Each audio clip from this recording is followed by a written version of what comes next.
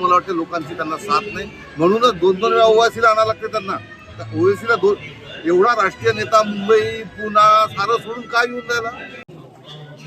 नमस्कार, सर्वांचं स्वागत आहे. आणि प्रचार दौऱ्यामध्ये स्वतः आज काँग्रेस नेत्या आणि खासदार बळवंतभाऊ वानखडे आणि काँग्रेस नेत्या यशोमतीताई ठाकूर सुद्धा ऑन द फ्लोअर आहेत. आपण त्यांच्याशी बोलूया.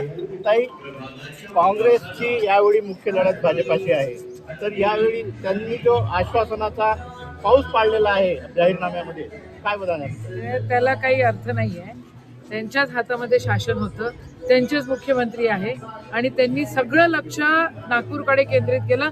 अमरावतीकडे त्यांनी लक्ष दिलं नाही, ही वास्तविकता आहे.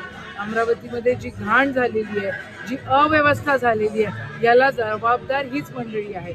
आणि तुम्ही बघताय की हे लोक काही समाज करण्यासाठी किंवा सेवा करण्यासाठी हे रस्त्यावर नाही येत आहे.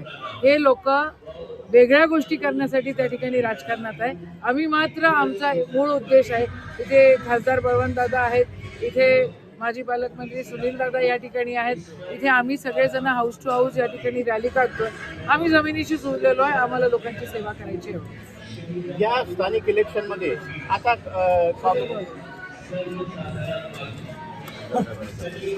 माजी पालकमंत्री सुनील भाऊ या ठिकाणी ऑन द फ्लोअर आहे. सुनील भाऊ, काय सांगाल? मुख्य लढत भाजपाची आहे असं दिसतं आहे आणि आता आश्वासनाचं जसं पाऊस पाडलेला आहे भाजपाने, या पार्श्वभूमीवर आपलं काय म्हणणं आहे? काँग्रेसचं काय विजन असणार? 8.5 वर्ष जर त्यांच्या हातात सत्ता होती तर त्यांनी करू असं अपेक्षा करून दाखवायला पाहिजे होतं. आणि तुम्ही पाहिलं असेल की 8.5 वर्षामध्ये अमरावतीचं बकाल करून टाकलेलं आहे. म्हणजे कचरा, घाण आणि क्राईम सिटी ऑफ महाराष्ट्र, म्हणजे सर्व दृष्टीने अमरावती शहर अधोगतीला ज्या लोकांनी नेलं, ते लोक कोणत्या तोंडाने लोकांसमोर जाते मला तर आश्चर्य वाटते. खरं तर लोकांनी त्यांना घरातून बाहेर काढलं पाहिजे तर जेव्हा मतं मागायला येतील. आणि यांनी चांगल्या अमरावती शहराचं धुदान केली. आता हेच समजा पुन्हा तिकीट मागत ते जुळून येण्यासाठी प्रयत्न करत असते, तर मला वाटतं लोकांची त्यांना साथ नाही, म्हणूनच दोन वेळा ओवासीला आणावं लागते त्यांना. ओवेसीला एवढा राष्ट्रीय नेता मुंबई पुणा सारं सोडून काय येऊन राहिला.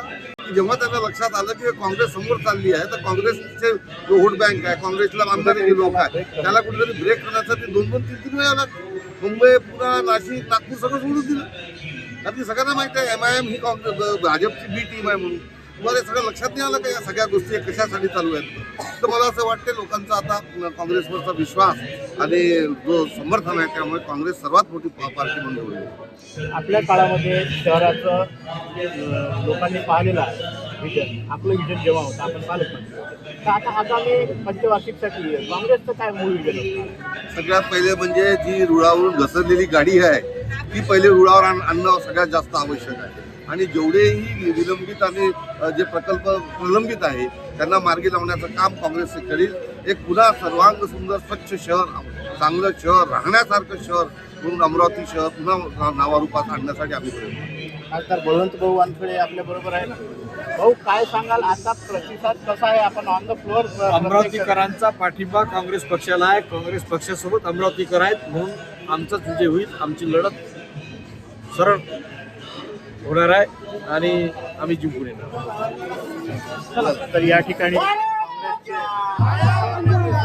प्रत्येक उमेदवारासाठी रोडवर उतरलेली आहे आणि काँग्रेसचा दौरा